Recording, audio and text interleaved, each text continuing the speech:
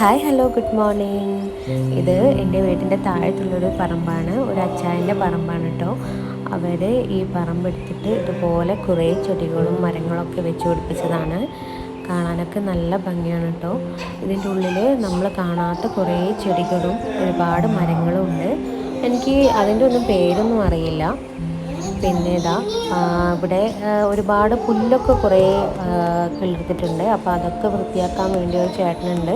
അപ്പോൾ അതൊക്കെ ഇല്ലെങ്കിൽ കാണാനൊക്കെ നല്ല ഭംഗിയാണ് കേട്ടോ. ഞാനിതിൻ്റെ മുന്നേ വന്നപ്പോൾ ഇതുപോലെ പുല്ലൊന്നും ഉണ്ടായിരുന്നില്ല. അന്ന് ഇതിനേക്കാളും ഭംഗിയായിരുന്നു കാണാൻ വേണ്ടി.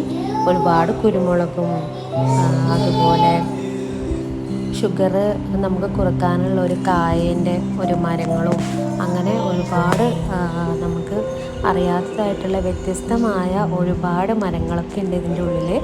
എനിക്ക് അതിൻ്റെ ഒന്നും പേരൊന്നും അങ്ങനെ അറിയില്ല. എന്നാലും ഇതുപോലെ ഇതുണ്ടോ ജാതിക്കേൻ്റെ കുറേ മരങ്ങൾ, അതുപോലെ ഒരുപാട് മരങ്ങളുണ്ട്.